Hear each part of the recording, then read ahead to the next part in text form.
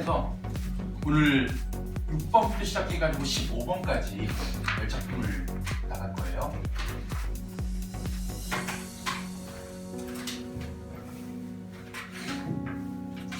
자, 준비됐지? 6번째 이상화의 빼앗긴 드레도 봄은 오는가. 일단 여러분들이 이 작품은 아마 익숙할 거예요. 근데 중요한 게 뭐냐면 이 작품 속에서 우리가 좀 잊었던 것, 놓치고 있던 것 몇 가지를 다시 이제 복원을 시킬 거니까 설명을 잘 들어보세요. 일단은요, 작품의 첫 번째 특성이 뭐냐면 1년과 11년, 그러니까 첫 번째 연과 마지막 연만 한번 보세요. 첫 번째 연에 뭐라고 얘기하느냐, 지금은 남의 땅 빼앗긴 드레도 봄은 오는가 라고, 봄은 오는가 이제 의문의 형태로 어떤 질문을 던지듯 얘기한 다음에요, 마지막 11번째 가보자. 그러나 지금은 들을 빼앗겨 봄조차 빼앗기겠네 라고 지금 뭐하고 있냐, 그에 대한 답변을 하듯이. 그래서 지금 이 시는 1년과 11년이 어떻게 된다면 질문과 답변으로 서로 대응하는 혹은 호응하는 관계로 연이 구성되어 있고, 이게 끝이 아니라요, 2연, 10연 잠깐 보세요. 나는 온몸에 햇살을 받고 2연입니다. 10연 가봤더니 나는 온몸에 풋내를 띠고, 이런 식으로 여러분들 서로 짝을 이루면서 시가 대칭적으로 진행되고 있다는 구성상 특징이 먼저 보이고, 그 다음에 이 시에서는요, 강한 상징성이 들어갑니다. 첫 번째가 뭐냐면 여기 나와 있는 빼앗긴 들 할 때 이 들이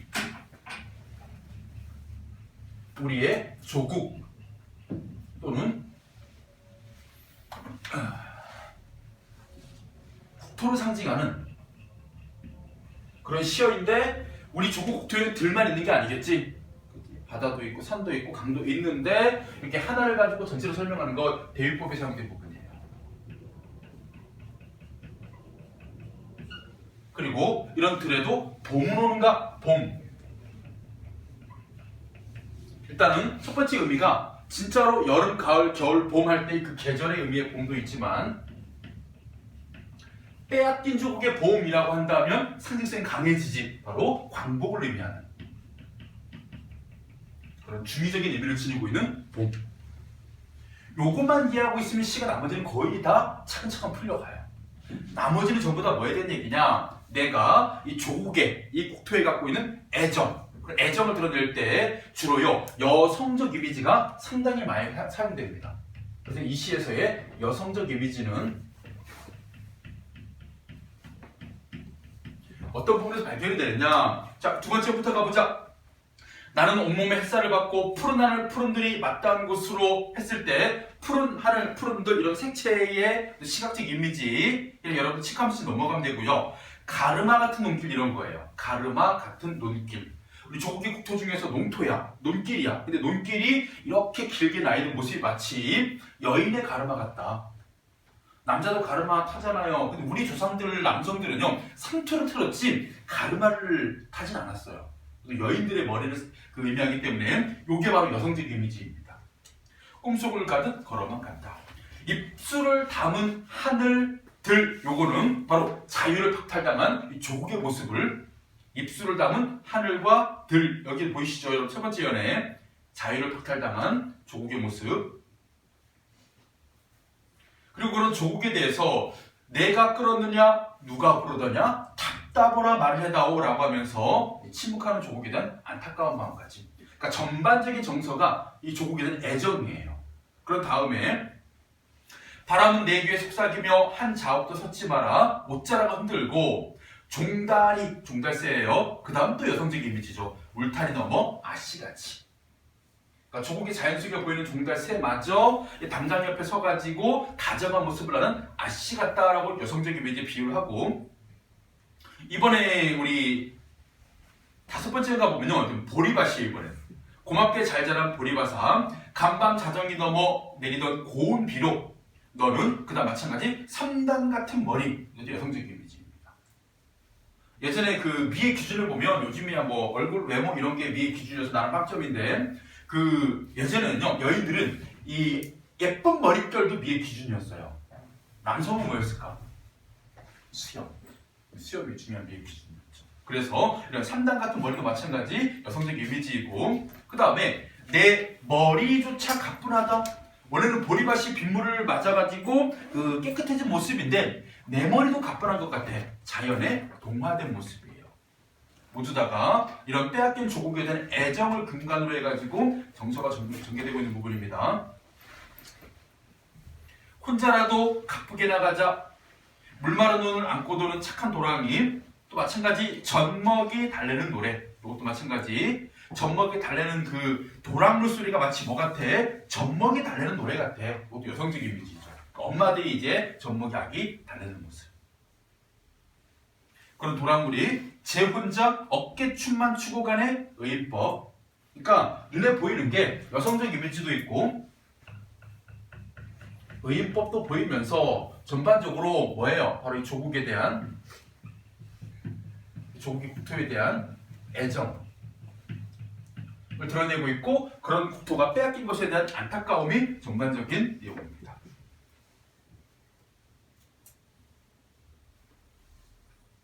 나비야, 제비야. 참고로 나비하고 제비는요, 봄에 보이는 거죠. 그랬을 때 깝치지 마라. 요즘은 안 좋은 의미로 쓰였는데 예전에는 재촉하지 마라. 빨리 가자고, 빨리 봄을 누리자고 재촉할 필요가 없다. 왜? 맨드라미, 들막꽃 이런 꽃에도 인사해야지. 그러면서 마찬가지 또 여성적 이미지, 아주까리 기름 바른 이.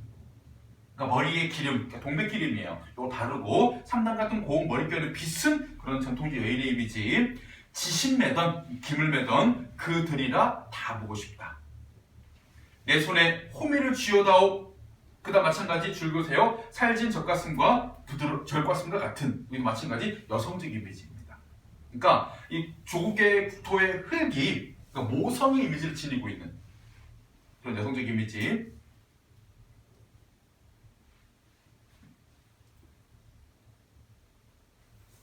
그 다음에 강가에 나온 아이와 같이 짬도 모르고 끝도 없이 닿는데 혼. 이번에 다루고 있는 건 자신의 영혼이에요. 그러니까 내 혼이 지금 갈피를 못 잡고 있는 거야. 무엇을 찾느냐? 어디로 가느냐? 우습다. 답을 하려구나? 다 내 혼에게 하는 이야기. 답답함이에요. 허탈감이에요.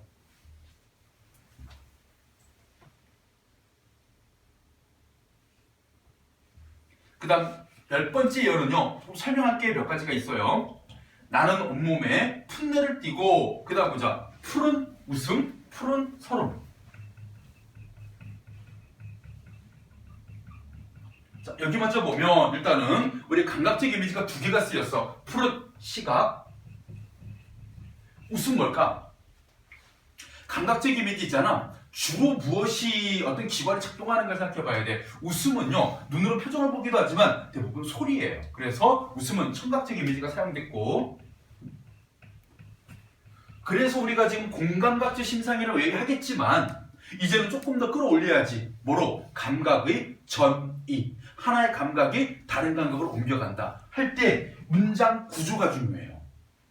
그러니까 A가 비하다, 이 구조로 가야 돼요. 그래서 A의 비화 이렇게 해야 돼요. A가 비하다 구조. 근데 지금 푸른 웃음은 얘들아 엄밀히 말하면 푸르다라는 형용사가 관형 사용이 돼가지고 웃음 앞에 왔거든? 이 말은 문장 구조를 바꿔보면 웃음이 푸르다가 되는 거예요. 이해되셨어요?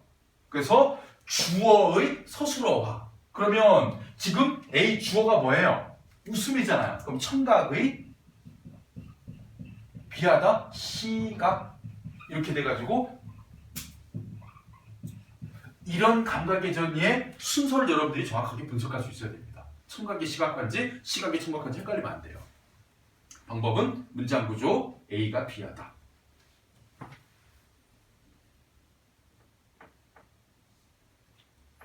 우리 정지용 시인의 향수란 시가 있어. 거기 보면 이런 거 있거든.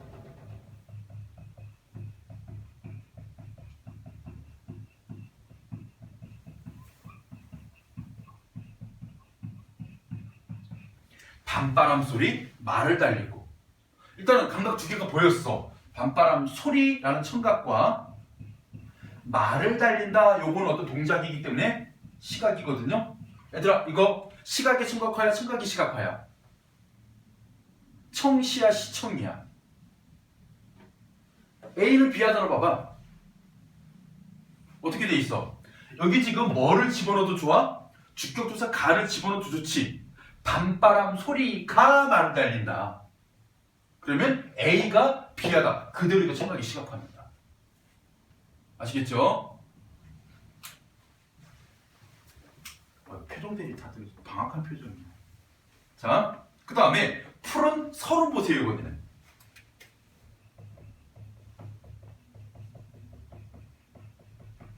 그럼 이건 뭐야?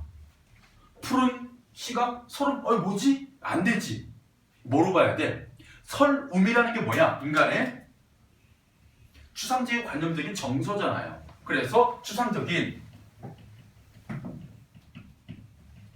관념의 지금 서름을 풀어달라고 했기 때문에 구체화, 그리고 구체화 방법 중에서 시각화 이렇게 풀어야 되는 법이에요. 자신의 서름을 풀어달라고. 그래서 푸른 웃음과 푸른 서름이 어우러진 사이. 자, 왜 한쪽은 웃음이고 한쪽은 서름일까요? 잘 보세요. 지금 이 사람이 웃음은 계절적인 봄이 왔기 때문에 조국의 아름다운 모습을 보게 된 겁니다. 그러면서 미래에 대한 희망을 갖고 있는 상태에서 웃음을 웃고 있지만요. 반대로 지금 현실이 뭐해? 그래도 빼앗긴 조국인 거야. 그래서 서름이라는 감정은 빼앗긴 조국으로 인한 뭐가? 절망이라는 것이 동시에 지금 이 화자에게 느껴지고 있는 상황이에요. 그러다 보니까 어떻게 된 거야? 두 다리가 길이가 똑같아야 정상적으로 걸어가잖아요. 근데 한쪽의 다리는 희망의 길이어서 길고 한쪽의 다리는 절망의 다리에서 짧은 거야. 그럼 어떻게 됩니까? 걸어갈 때 절름발이가 되는 거예요. 그래서 그 다음 나온 표현이 다리를 절며 하루를 걷는답니다. 왜 다리를 절어요? 자신이 가지고 있는 심리 상태가 희망과 절망이 동시에 있기 때문에 내가 원하는 현실의 모습과 지금 내가 겪고 있는 현실의 모습이 서로 일치하지 않기 때문에 오는 그런 정서적 불균형이라고 얘기합니다. 다리를 절며. 아마도 봄신령이 짚였나 보다. 마지막 대답입니다. 그러나 지금은 들을 빼앗긴 후 봄조차 빼앗기겠네, 희망조차 빼앗기겠네, 이런 식으로 조국의 현실에 대한 절망감을 드러내고 있는 시 이상화의 빼앗긴데도 봄을 보는 거예요. 자, 갈래 자유시 서정시.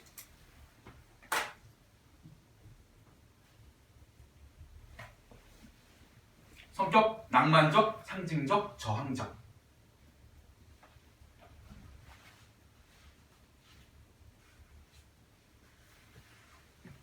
자, 제재. 빼앗긴 땅에 찾아온 봄.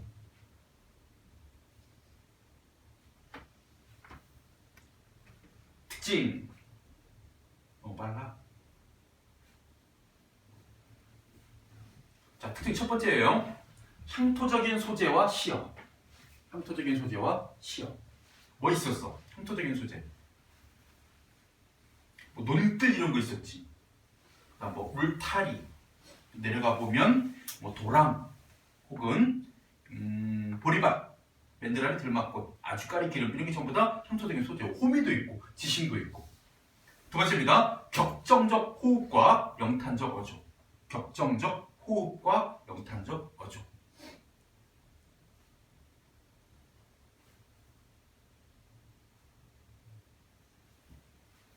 격정적 호흡과 영탄적 어조. 어디든지 찾아낼 수 있어야 돼. 호흡이 격정적이라는 얘기는 얘들아 계속 다그치면서 말하는 거야. 세 번째는 봐봐. 입술을 담은 하늘아 내 마음에는 나 혼자 온 것 같지 않구나. 영탄적 어조도 있고 네가 끌었냐 누가 부르더냐 답답하라 말을 해다. 지금 말을 계속 연달아 이어가고 있잖아요. 이런 데서 격정적인 호흡이 나타나는 거예요. 않구나 이런 데서 영탄법도 있고. 그 다음에 세 번째입니다. 시상의 흐름이 전후 관계에 따른 대칭입니다. 시상의 흐름이 전후 관계에 따른 대칭.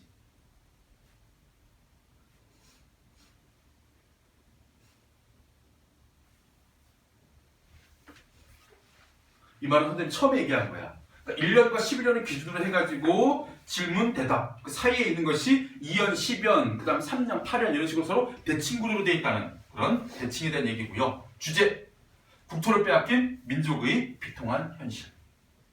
국토를 빼앗긴 민족의 비통한 현실.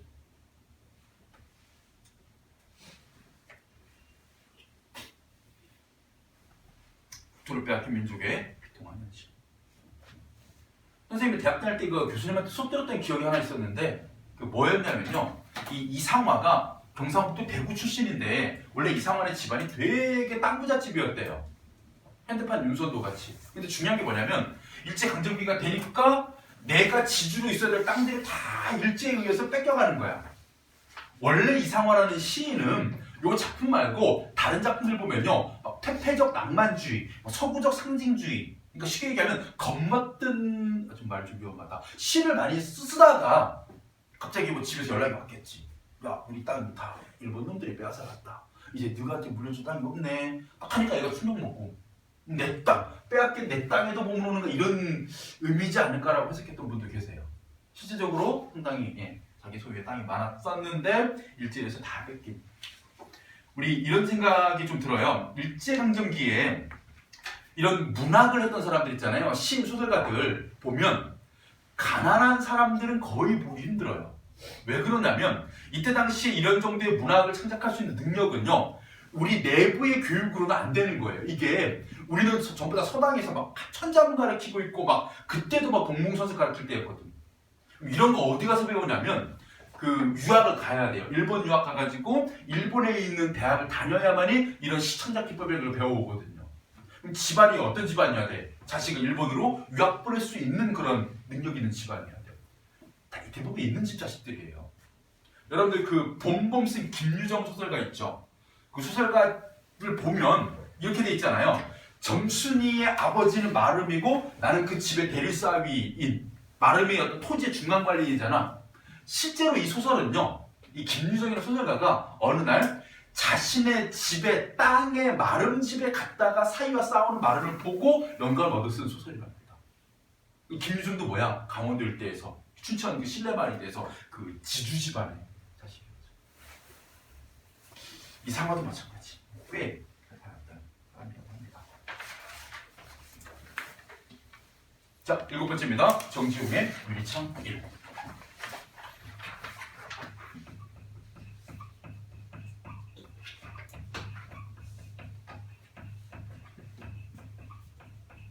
상당히 많이 다뤄지는 시예요. 근데 이 시에서 중요한 건 여러분들 3가지입니다. 첫 번째, 유리. 왜 하필 유리라는 소재가 나왔을까? 유리는 이중성을 지닌 소재예요. 선생님 오늘 어떤 짤방 보다가 되게 재밌는 게 있었는데 여자애가 스케이트장인지 뭐였는지 유리로만 돼 있는 벽에 이게 없는 줄 알고 가다 머리를 쾅 박는 거야 그냥. 근데 부끄러워가지고 이게 고개를 숙이고 옆에서 또 박아. 또 이제 투명한 건 줄 알고 한 3번 연달아 박다가 결국 통과해 나가더라고. 아무리 투명해도 가로 막혀 있잖아요. 그래서 단절이라는 성격과 대신에 다른 벽과는 달리 건너편이 보입니다. 투명이라는 속성을 지니고 있는 이런 이중성 때문에 유리를 선택한 거예요. 첫 번째, 왜 단절의 성격을 강조했느냐? 이 시는요, 바로 자기의 자식의 죽음을 소재로 한 시예요. 그래서 죽은 자식과의 단절감.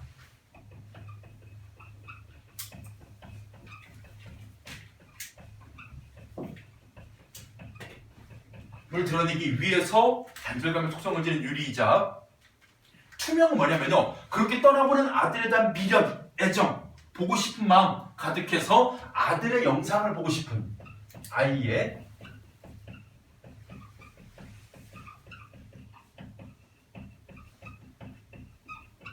이때 영상, 우리가 알고 있는 TV 영상 이런 영상이 아니라 영혼의 모습, 죽어서 저승으로 가는 자식의 모습을 마지막이나마 보고 싶은 그런 마음을 투명한 속성의 유리 선택해가지고 시를 쓴 거죠. 자, 그 다음엔 전부 다 죽은 아이를 빗댄 표현들이 나옵니다. 첫 번째, 차고 슬픈 것. 차고 슬픈 것. 이게 첫 번째 죽은 아이의 영상을 빗댄 표현으로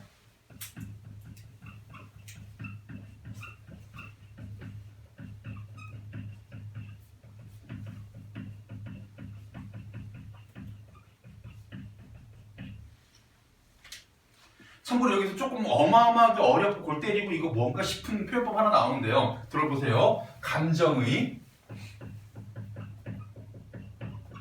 대위법이라는 표현법이 있어요. 감정의 대위법이 뭐냐면 자기가 지금 느끼고 있는 정서가 폭발적으로 터질까봐 이거를 제어하기 위해서 좀 이질적인 감정, 이질적인 감각과 같이 써버리는 기법이에요. 원래 지금 자식이 죽었으면 이 사람 느끼는 감정 오로지 뭐밖에 없어야 돼요? 슬픔밖에 없어야 되잖아. 슬픔이라는 것이 너무 과하게 터지는 걸 막기 위해서 차갑다라는 이 감각을 같이 쓰는 겁니다. 차고 슬픈 것. 이렇게 자신의 감정을 절제하기 위해서 이질적인 감각을 동원하는 걸 감정의 대위법이라고 합니다.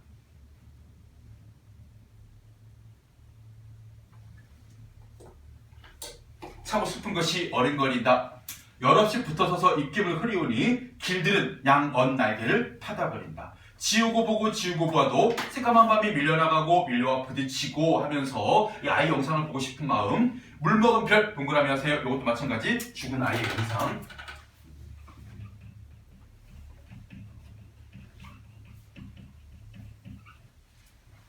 근데 엄밀히 말하면 죽은 아이는 별만 죽은 아이거든요. 근데 왜 앞에 물먹을 들었을까? 사람이 죽어서 하늘나라에 가서 별이 됐대 이런 얘기 있잖아요. 근데 앞에 물이 먹었다는 건요. 그런 죽은 아들을 바라보는, 그러니까 별을 바라보면서 아, 내 아이가 죽어서 저 별이 됐구나 하는 순간 내 눈에 눈물이 보이는 거예요. 그래서 자식의 죽음에 대한 슬픔에 눈물 어린 눈으로 바라본 별이어서 물먹은 별 이렇게 표현한 겁니다. 반짝 보석처럼 맥힌다. 밤에 홀로 유리를 닦는 것은 그 다음 흔히 말하는 두 번째 중요한 것.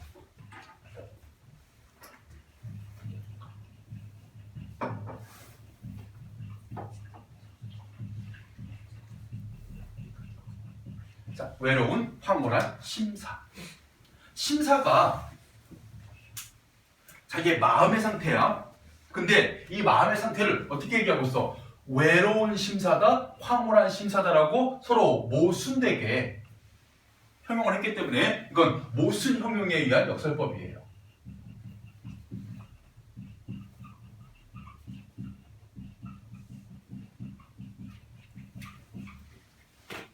그리고 이 각각의 정서는 다 의미가 있지. 자, 일단은 뭐 했기 때문에? 자신 아들의 죽음 때문에 외롭지만 유리를 닦아서 투명한 유리 너머로 아이의 영상을 볼 수만 있다면 그 반가움을 황홀하다고 표현한 것이죠. 지금 내 마음의 상태는 뭐해? 자식의 죽음 때문에 외롭기도 하지만 그런 자식의 영상이나마 볼 수 있으면 반가울 것 같다는 황홀함을 동시에 제시한 역설법이 쓰인 겁니다.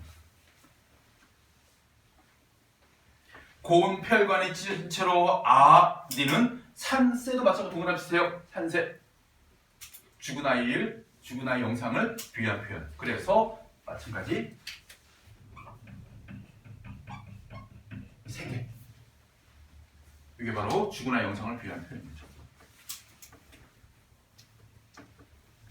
자, 갈래 자유시 서정시.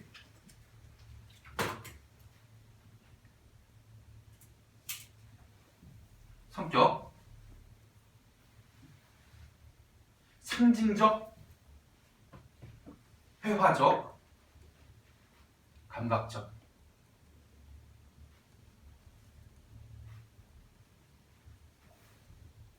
제재 어린 자식의 죽음.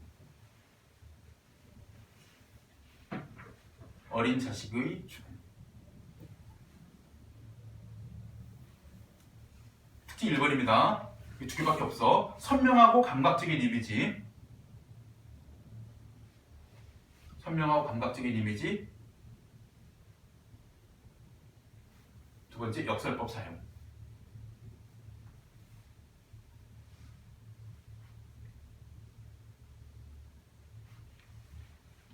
주제, 죽은 아이에 대한 슬픔과 그리움. 죽은 아이에 대한 슬픔과 그리움.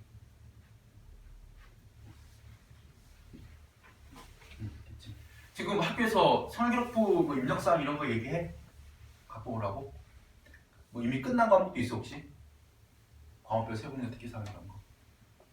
그 어떤 뭐 요구사항 이런 거 있었어 혹시? 있는 거. 약간 1번 부스, 2번 부스. 그게 선생님마다 달랐어? 거의 비슷비슷해. 2학년 그 선배들이 그 세분 특기사항을 내가 만들어서 좀 그렇다. 근데 제출했더니 그 안 된다고. 평소에 뭐 국어 수업에 대한 관심과 열의가 뛰어나가지고 뭐 수업에 집중하고 그다음에 많은 질문을 하고 뭐 독서 활동을 하고 뭐 이런 내용을 적어갔더니 이걸 원한 게 아니야. 그래서 그냥 입력 자체를 못한 케이스가 있었대요. 그래서 왜? 해서 물어봤더니 학교 리로스쿨 있죠. 거기 여러분들이 막 수행평가들 뭔가 연구도 이런 거 막 올리잖아요. 거기에 근거가 있는 거밖에 못 올린다. 앞으로는 이제 수시가 이제 상업 활동이라든가 이런 것들이 전부 다 학교 리더스쿨이라든가 이런데 근거가 있는 것만 설계고 입력해 줄 수 있기 때문에 1년 동안 그걸 쌓아놔야 된다고. 지속적인 연구, 과제 활동. 그래서 혹시 모르니까 이제 2학년 올라가면 그런 걸 생각해 둬야 될 것 같아. 선생님한테 물어보고.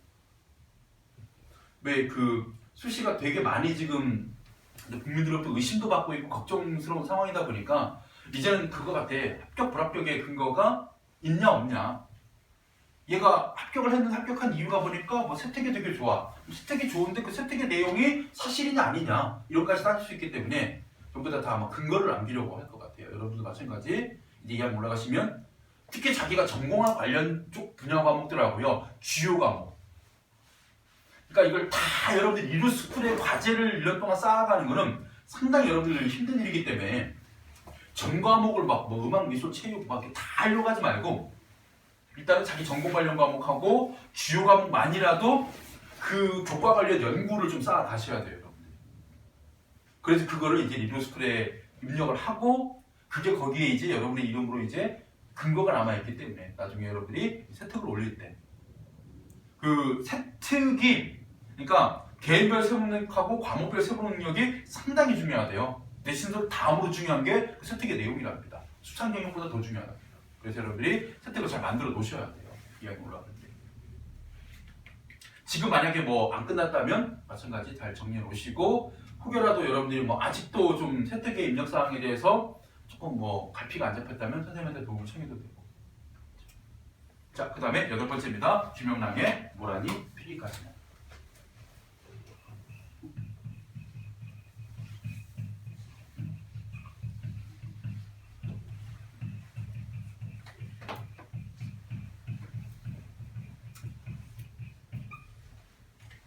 자, 일단은 이 시에서 제일 중요한 소재가 뭐예요? 모란이죠. 모란. 자, 모란이 언제 봄이 되면 핍니다. 개화를 해요. 근데 모란이 항상 피어 있는 게 아니라 어느 정도 시간이 지나면 꽃이 떨어지겠죠. 바로 낙화를 합니다. 이거를 뭐로 보냐면요. 이 작품의 화자는 모란이 핀 거를 자신의 소망이 이루어진 상태로 보고 모란이 친 것을 자신의 소망이 좌절된 절망의 상태로 봐요. 그래서 뭐 하는 거야? 이 다음 모란이 필 때까지, 다음 개화 때까지, 즉 내 소망이 이루어질 때까지 이 안에 존재하는 게 뭘까요? 기다림이에요. 기다림.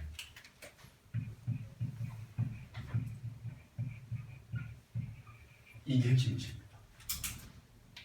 그리고 기다릴 수밖에 없어. 왜 기다릴 수밖에 없어? 참고로 우리나라처럼요. 사계절의 변화가 뚜렷한 나라에서 많이 쓰이는 방법 중 하나가 있습니다. 겨울이 가면 반드시 봄은 온다라는 그런 당위성이 있잖아요. 자연의 섭리에 근거한 것. 그래서 언젠가 반드시 뭐라는 핀다라는 필연성을 얘기하기 위해서 어떤 계절감을 많이 사용한 것이죠. 그래서 모란이 진후 다시 모란이 필 때까지의 기다림을 다루는 시 보겠습니다. 모란이 피기까지는 하기는 뭐예요? 다음 교화가 있을 때까지 나는 아직 나의 봄을 기다리고 있을 테요. 모란이 뚝뚝 떨어져 버린다 하면 이제 절망의 날입니다. 낙화의 날. 나는 비로소 봄을 여인 슬픔에 잠길 테요. 5월 어느 날 가을로 무덥던 날 떨어져 누운 꽃잎마저 시들어버리고 천지의 보라는 자취도 없어지고 뻗쳐오르던 내 보람도 서운케 무너졌느니 꽃이 지면 내 보람이 무너지는 절망을 느낀다는 거죠. 모란이 지고 말면 급분 내 한 해는 다 가고 마라. 모란이 진 것은 내 한 해가 다 간 것처럼 나에게는 중요한 일이었다. 그리고 마지막입니다. 360날 줄 거보세요. 360날.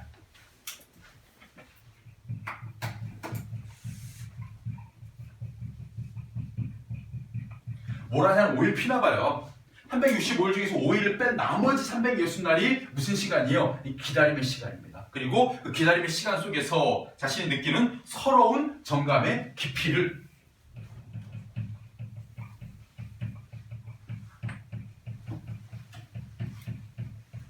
어떻게 하고 있습니까? 구체적인 날짜를 통해 가지고 구체화시키는 표현이죠.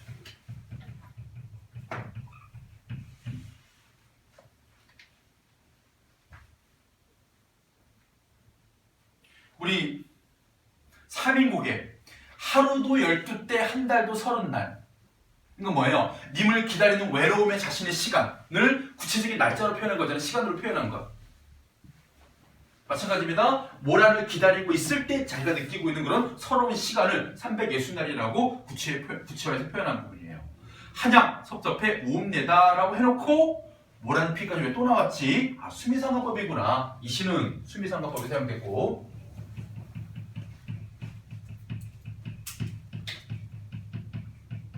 근데 마지막 부분에서 달라진 게 하나가 추가됐어. 뭐가 추가돼? 찬란한 슬픔의 봄.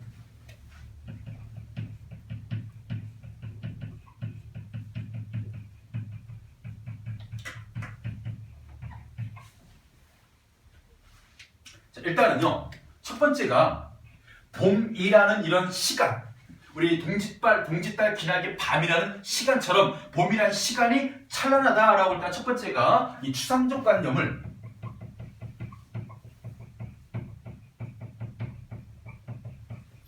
구체화한 표현도 하나 나오고요. 그 다음 게 더 중요해. 바로 봄이라는 시간을 하나는 찬란하다, 하나는 슬프다라고 서로 모순되게 형용했기 때문에 이것도 마찬가지 모순 형용에 의한 역설법이에요.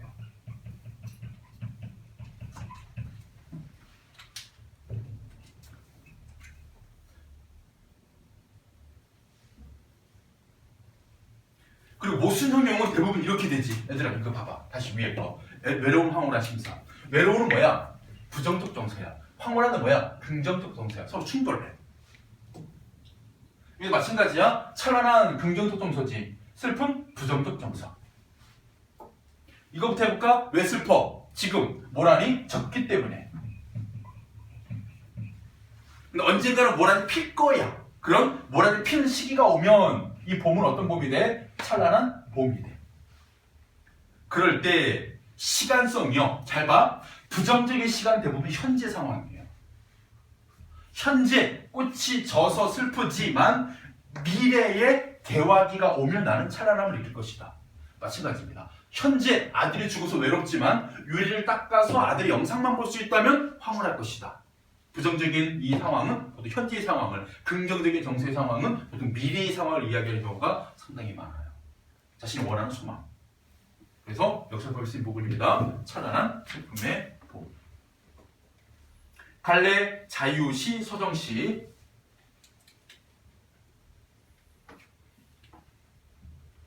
성격 어려운 말 나오는데요. 유미적.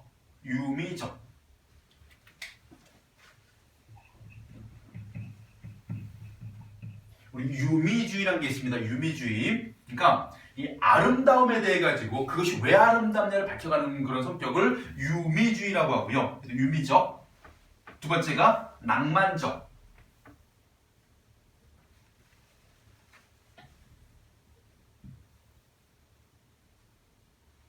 세 세 번째가 탐미적이에요. 이거는 탐미적. 이거는 아름다움 추구하는 과정입니다.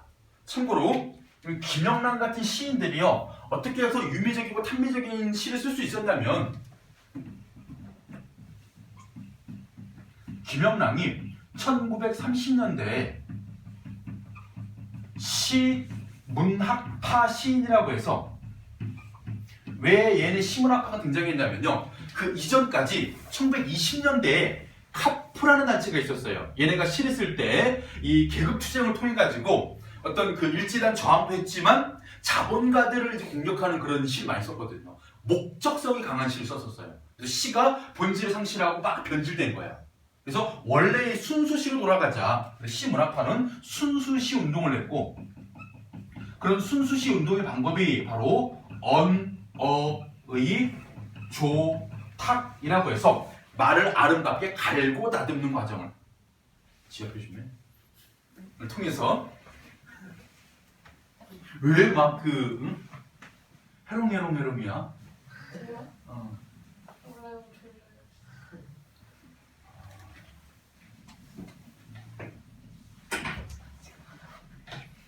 내가 이 일이 적성이 안 맞나 봐. 이 되게 국어 좋아하는 애를 그냥 훅 보내버렸어 지금.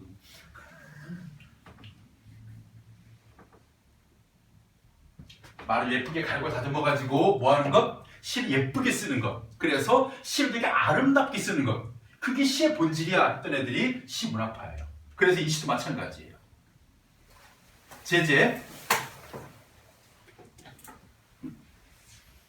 니네가 지난 시간에 그게 커서 그래. 지난 시간에 우리가 막 아이스크림 먹고 초성 퀴즈 하고 막 그지? 언젠가 그런 날이 또 오겠지. 지금 낙화의 시기야. 또 개화가 오겠지. 자, 모란의 개화와 낙화 제재. 모란의 개화와 낙화.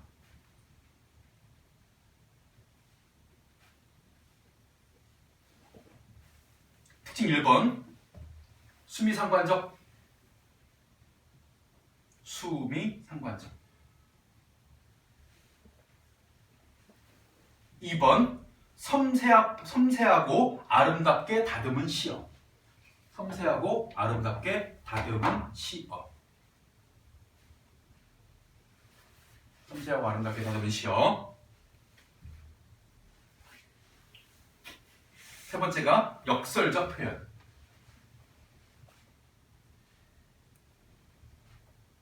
역설적 표현. 주제 소망이 이루어지기를 기다림. 소망이 이루어지기를 기다림.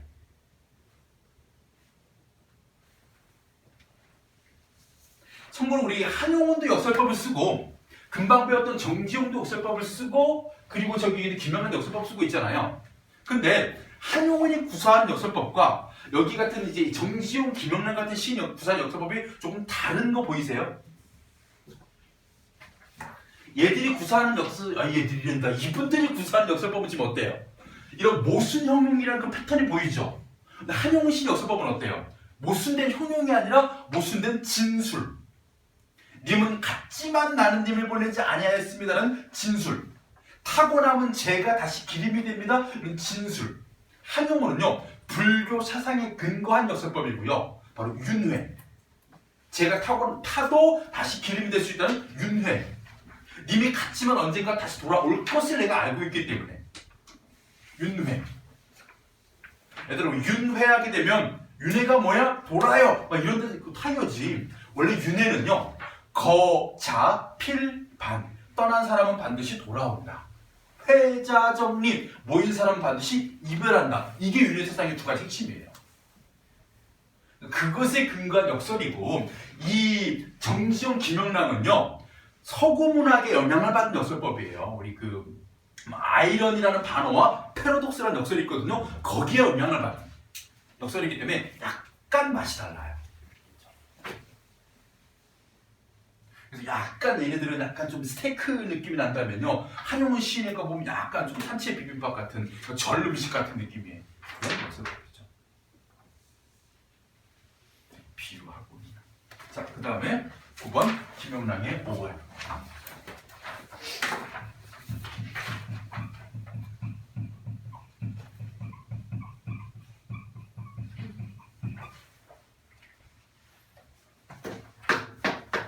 자, 요 시는 여러분들이랑 가볍게 그냥 김영란 이런 시도 썼구나 가볍게 보시면 됩니다. 5월 뭐예요 여러분들? 5월 저 계절 봄인데 아름다운 자연의 모습 그리고 자연의 생동감을 느끼시는 봄의 모습을요 시선의 이동과 의인법, 색채 대비, 향토도 소재로 그리고 있는 시이기 때문에 가볍게 읽으시면 됩니다.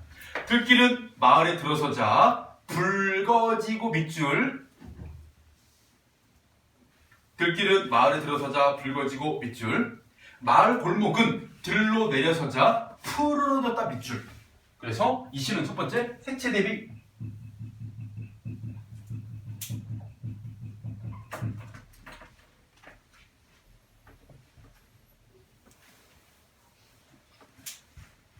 두 번째 바람은 넘실 천이랑 만이랑 이랑 지금 뭐하고 있습니까? 이랑 반복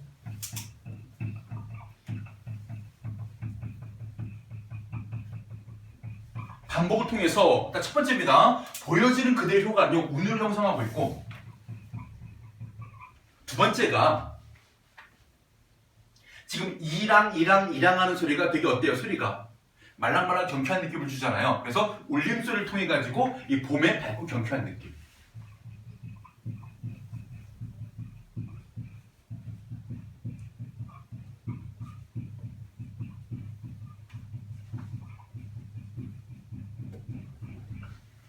금방 선생님이 요걸 가지고 김영란이 이런 시인이다라고 얘기했기 때문에 그게 하나 보여줘야 되는 거예요. 예를 들어가지고 이런 식으로 갈고 다듬는 거예요.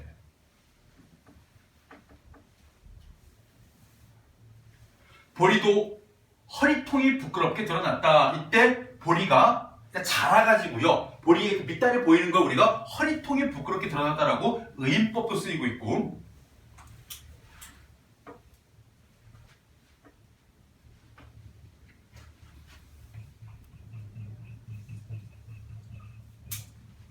그 다음에 꾀꼬리는 여태 혼자 날아볼 줄 모르다니 이 꾀꼬리가요. 여기서 퀴즈 우리 고전문학 작품 중에요 어떤 작품에 등장을 해요. 그래서 그 작품의 그 소재를 연상케 하는 꾀꼬리 어느 시대에 누가 쓴 어떤 작품 제가 작품 본문을 읊어드릴게요. 편편 황조 자웅상의 염아지독 수귀여기 수기여기 여러분 선생님 뭐 했어요? 그럼 또 우리말로 풀어드리겠습니다. 헐헐나는 적개꼬리 암수서로 정답구나 외로울 싸이 내 몸은 뉘와 함께 돌아갈고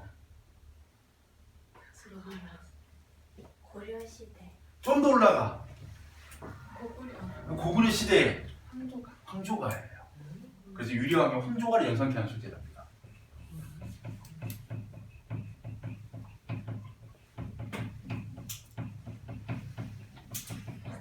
여기 보면 헐헐하는 적개꼬리 암수서로 정답구나. 전통적으로 우리는 꾀꼬리를 보면 서로 이 암수가 서로 정겨운 새, 짝을 이루면 나는 새.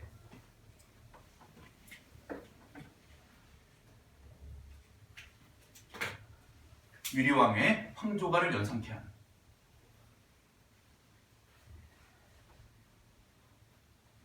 암컷이라 쫓길 뿐 수놈이라 쫓을 뿐 황금 빛난 길이 어지럴 뿐 가군 형성된 것도 있죠.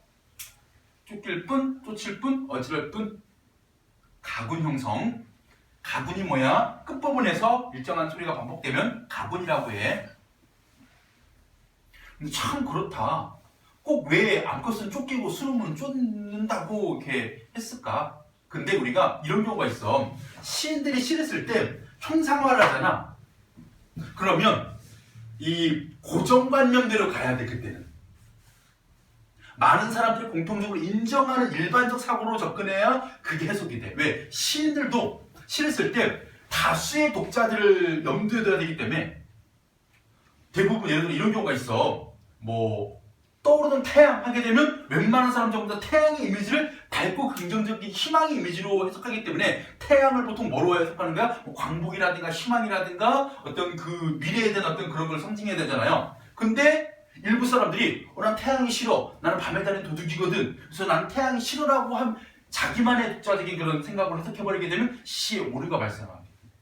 그래서 이때 이 뭐 암컷이나 수놈이나 이런 것도 마찬가지 보편적인 사고로 접근을 하셔야 돼요. 얇은 단장하고 아양 가득 차 있는 이 부분 마찬가지입니다. 의인법이에요. 산봉우리가 단장을 했다. 아양을 떤다. 의인법.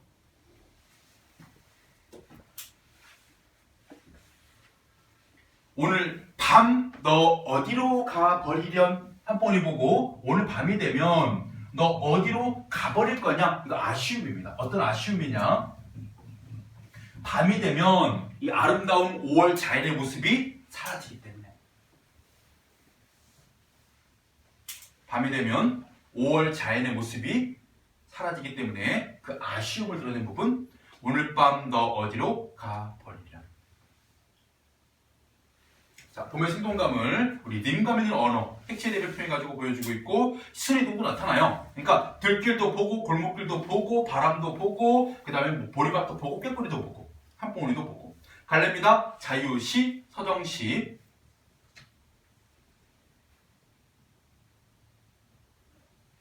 성격 감각적, 낭만적,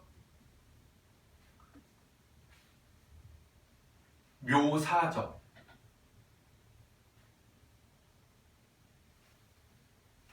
제재 5월의 들과 산봉우리. 5월의 들과 산봉우리.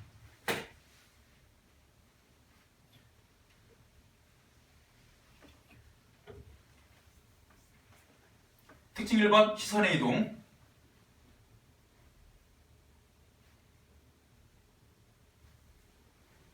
2번 의인법 색채 대비.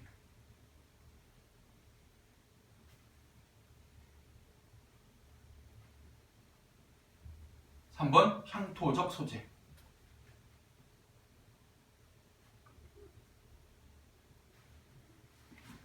주제입니다. 5월에 느끼는 봄의 생동감. 5월에 느끼는 봄의 생동감.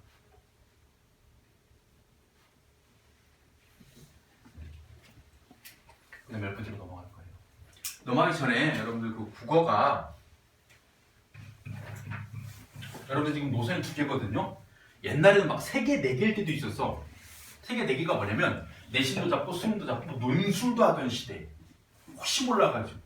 근데 지금은 논술이 거의 여러분들 뭐 가능성이건 아니면 뭐 이런 그 도전할 만한 그 이 선발 비율 자체가 되게 축소가 됐기 때문에요. 논술을 주 어떤 그 방법으로 설정하는 건 좀 위험해요. 그래서 아무래도 비율 높은 걸로 가져가시고. 근데 이런 경우도 있어요, 얘들아. 학교 내신 공부 열심히 하고 수능 공부 열심히 하면서 조금만 책을 읽어두면, 몇 번만 글 쓰는 연습 좀 해두면 의외로 또 논술이 또 되기도 해요. 그랬을 때 일단 현재 여러분들이 그 수시와 정시라고 얘기하면 좀 그렇고요. 그냥 내신과 수능이라고 얘기를 할게요. 이거 다 빼버리고. 그랬을 때 솔직히 말하면 내신은 쭉 시험 보다가 공부하다가 시험 보고, 공부하다가 시험 보고, 공부하다가 시험 보고, 이런 패턴이잖아요. 그럴 때 수능을요 이렇게 해두셔야 돼요. 이 내신과 상관없이 여러분들이 과목별로 내가 장기적으로 가야 되는 것 하나와 내가 약점인 거 하나, 이 2개 정도는요 내신과 상관없이 공부를 또 추가적으로 더 해 놓으셔야 돼요. 이것보다 양쪽으로 많을 필요는 없습니다. 제가 이 얘기를 왜 하냐면 그 3학년 올라가가지고 여러분들 선배들 중에 이런 거 겪은 분들이 많아요. 내신 관리를 계속 해왔는데도 불구하고 운이 안 좋거나 뭔가 컨디션이 안 좋거나 혹은 그 선생님과의 어떤 코드가 안 맞았는지 노력한 것보다는 성적이 안 나온 경우가 있었어. 결국은 얘가 어쩔 수 없이 정시로 돌아야 되는데 이걸 안 해둔 거야.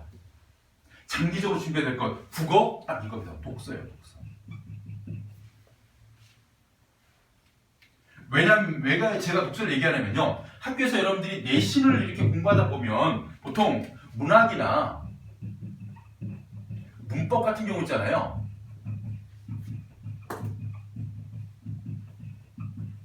이렇게 수업을 해가요, 학교에서. 1학년 때 배운 거 핵심 뭐예요? 문학 문법 아니에요?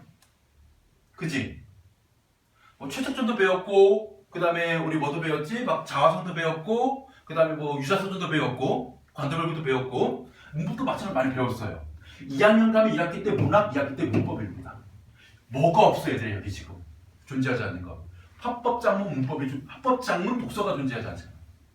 화법작문은요, 따로 뭐 책까지 준비할 필요는 없어요. 모의고사 보면서 오답통계 좀 잘하고 그 다음에 인강 같은 거 좀 들어두면 화법작문은 커버가 돼요. 근데 독서는 웬만하면 선생님들이 수업을 안 하려고 하시고 따로 독서에 대한 특강이 존재하진 않아요, 학교에서. 내신도 없고. 그래서 요거를 하나 정도 여러분들이 지금부터 슬슬 해둔 친구 안 해둔 친구의 결과 차이가 엄청나요. 지금부터 독서 있잖아요. 많은 걸 원하지 않아요. 인문, 사회, 과학, 세 분야의 지문들이 있잖아요. 하루에 3지문 정도씩 그냥 읽기. 그래서 한 번씩 읽었어. 이렇게 독서 책이라고 치자. 독서 책이네. 그래서 인문지문 읽고, 사회지문 읽고, 과학지문 읽고, 사회지문 5번 읽었어. 인문지문 읽고, 사회지문, 과학지문 하루에 3번 읽었어. 그래서 한 번씩 딱 읽었더니 선생님 다 읽었어요. 끝내지 말고 두 번째는 이제 좀 분석하면서 읽어봐야 되는 거야. 이 글이 설명문인데 뭐에 대해서 어떤 내용 전개 방식으로 이렇게 제시한 글이구나.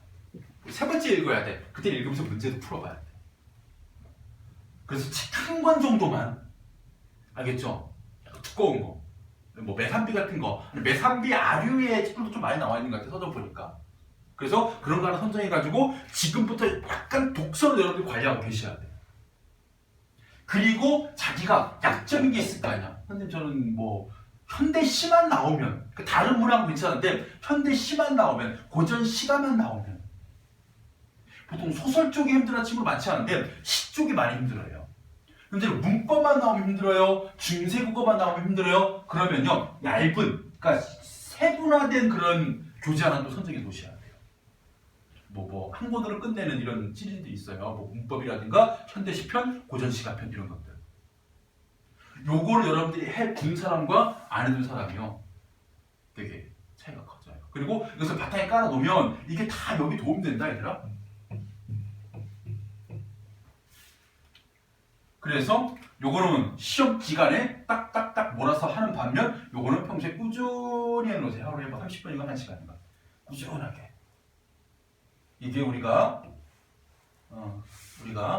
비행기 타고 비행기 타고 등교한다는 얘기가 아니라 그 대학을 갈 때 비행기 타고 가는 그런 방법도 하나예요.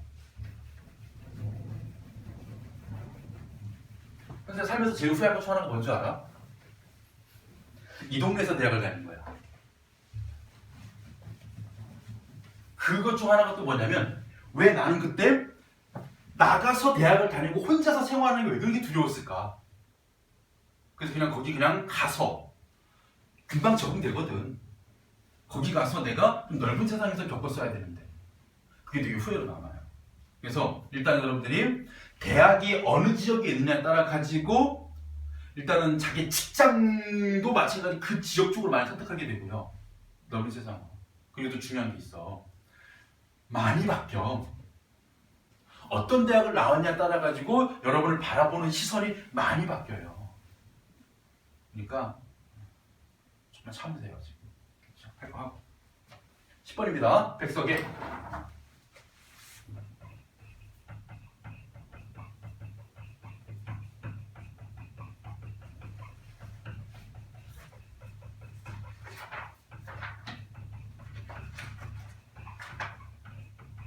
우리 교과서에 있었니? 이번 교과서는 없구나. 예전 교과서에는 이거 뭐 그런 거 있잖아요. 뭐 인성 관련 뭐 해가 추가 작품을 하나 나온 적이 있었어요. 그리고 이 작품 여러분들이 별표를 쳐주세요. 학교 쌤들이 정말 좋아하는 시예요.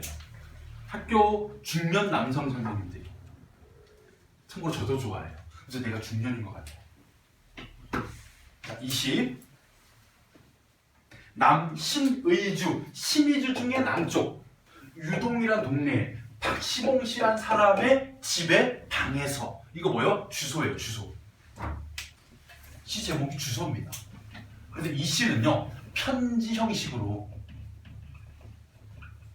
쓰인 시입니다.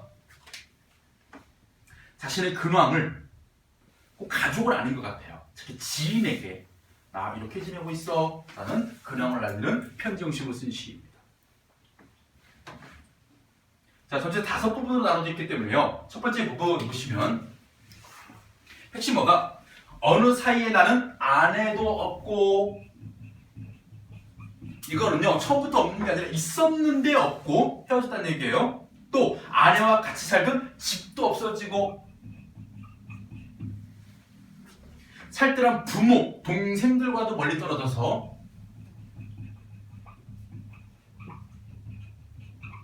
자 여기에서 보이는 것 바로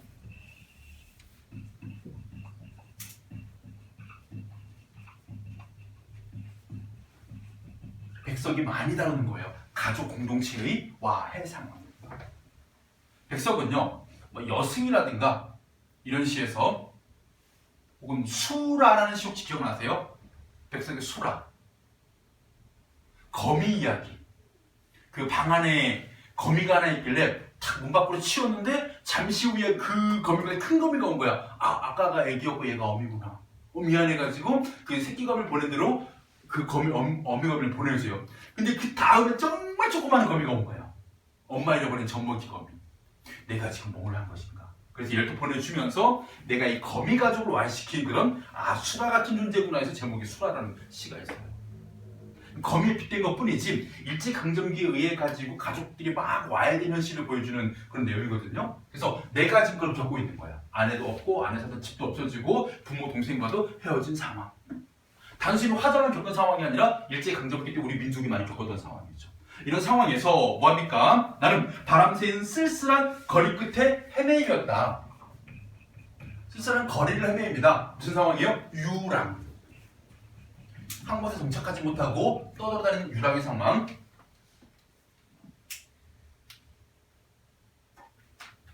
바로 날도 저물어서 바람은 더욱 세게 불고 추위는 점점 더해오는데 했을 때 이때 바람과 추위 뭘 의미할까요? 시련.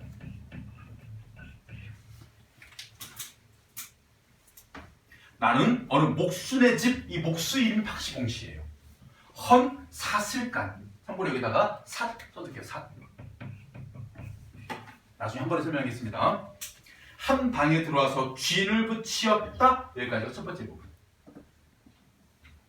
어떤 상황입니까? 가족 공동체 와해 후 유랑을 하면서 실험 고통을 겪는 상황이에요. 이 시적할 때 처지가 나온 첫 번째 부분. 그래서 두 번째, 이 박시봉 씨네 방에 들어와서 나는 습내나는 춥고 느긋한 방에서 밤이나 낮이나 나는 나 혼자도 너무 많은 것 같이 생각을 하며 길옹배기 동그라미 북덕불 동그라미.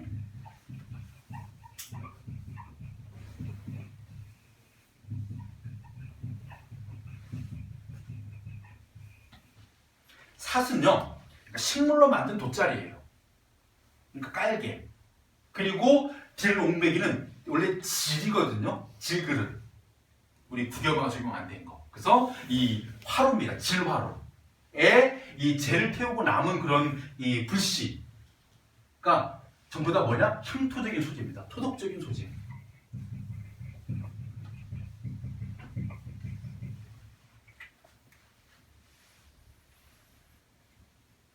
백석 시인의 시가요. 이런 문학에서도 관심을 많이 받지만요. 민속학자들이 백석 시를 되게 좋아해요. 왜 그러냐? 백석 시에는 우리 옛날 조상들이 썼던 향토적인 물건들과 음식들이 그렇게 많이 나와요. 그래서 향토 연구할 때 되게 도움이 많이 되는 자료랍니다. 나중에 여러분들이 백석의 여운안골족이라는 시나 국수 이런 시를 읽어보시면요. 군침도입니다.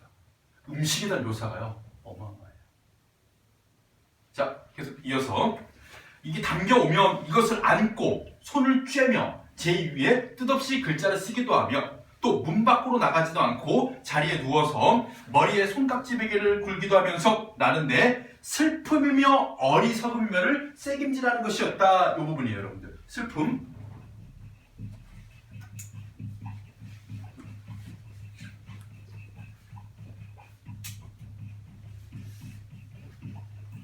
어리석음을 새김질한다. 이때 슬픔과 어리석음이 자신이 지금 현재 겪고 있는 주된 정서고, 이런 주된 정서를 느끼는 게 뭐 때문이다? 바로 새김질이요, 대새김질. 소가 마침 대새김질 하듯이 자신도 뭐 하는 겁니까? 과거에 대한 반성을 통해서 나는 가족들과 헤어질 이런 슬프고 어리석은 상황을 겪고 있어. 가 이게 박시붕 씨 집에서 느끼고 있는 화자의 정서예요. 그리고 세 번째, 나는 내 가슴이 꽉 메어올 적이 몇 동그라미, 내 눈에 뜨거운 것이 핑 괴일 적이 몇 동그라미, 또 내 스스로 화끈 낯이 불도록 부끄러울 적이 몇 동그라미. 가군형이 됐죠? 라임이 척척 맞아. 나는 내 슬픔과 어리석음에 눌려 죽을 수밖에 없는 것을 느끼는 것이었다. 세 번째가 뭐예요? 바로 자신이 지금 이런 상황 속에서 부끄러움과 슬픔과 어리석음.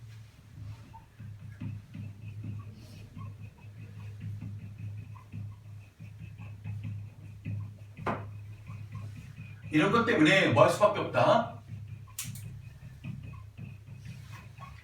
죽을 수밖에 없다. 뭐한 상황입니까? 바로 극단적인 상황이에요.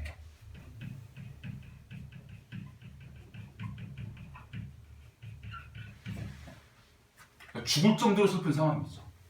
감정이 상당히 격해지고 있는 상황이죠. 이럴 때 네 번째 중요한 건 뭡니다. 그러나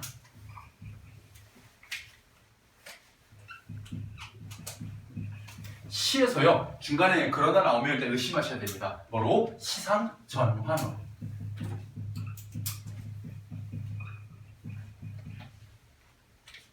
근데 이제까지의 계속 가라앉고 부끄럽고 슬퍼하는 정서에서 탁 뒤집힌다는 얘기예요.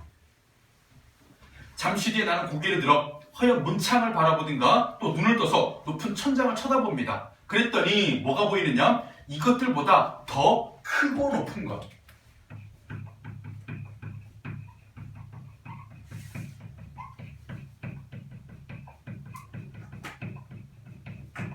내가 이런 일을 겪고 살아가는 것은 내 의지에 의해서가 아니라 어떤 절대적인 존재가 나를 이렇게 이끌어가는 것이구나. 이거 여러분들 박인로의 노왕사에서 많이 보였던 인식입니다. 삼인곡에도 나오는 인식이에요. 내가 내 삶의 주체가 아니라 누군가가 결정하는 대로 나는 사는 거야.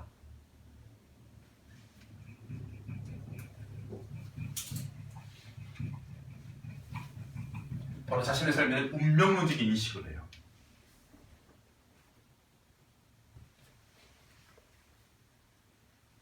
그런 절대적인 존재가 나를 마음대로 굴려가는 것을 생각하는 것인데 까지 네 번째 부분. 마지막 다섯 번째. 이렇게 여러 달이 지나는 동안 내 어지러운 마음의 슬픔도 한탄도 가라앉을 것은 가라앉고, 그러다 뭐가 생각나느냐?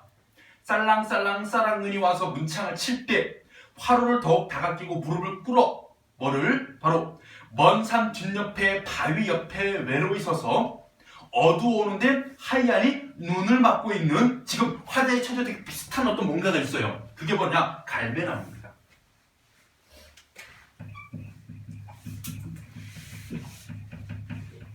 이 갈매나무는 먼 산 바위 옆에 외로이 있고 눈도 막고 있음에도 불구하고 드물다는 굳고 정한 갈매나무입니다. 그러면 고난을 이겨내는 의지적 삶을 상징하는 소재.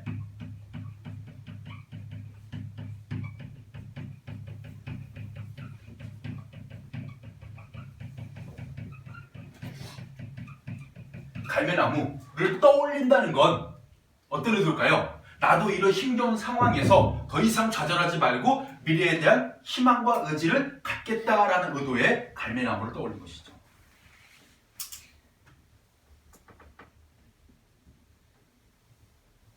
갈매나무, 지금 여기서 여러분들 배운 이 갈매나무가 이안 올라가서 문학교 가서 배우시다 보면 어느 순간 탁 하고 나옵니다. 김소진이라는 소설가의, 우리 자전거도 쓴 김소진 씨 있거든요. 그 사람이 이제 갈매나무에 대한 소설이 나와요. 그때 요시가 다시 언급됩니다. 그때 만나기로 하고 갈래 자유시 서정시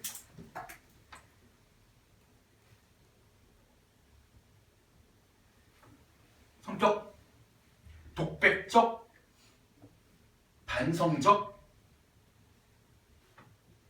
의지적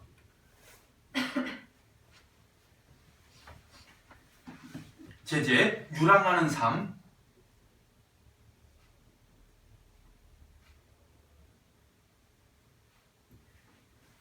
특징 1번 토속적 소재와 사투리 토속적 소재와 사투리 특징 2번 편지 형식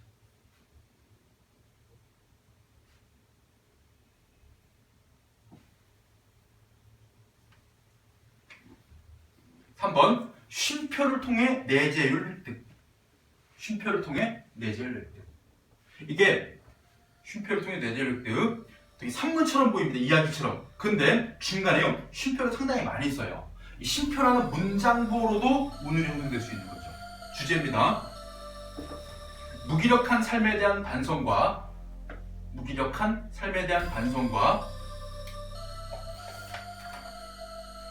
새로운 삶에 대한 의지 무기력한 삶에 대한 반성과 새로운 삶에 대한 의지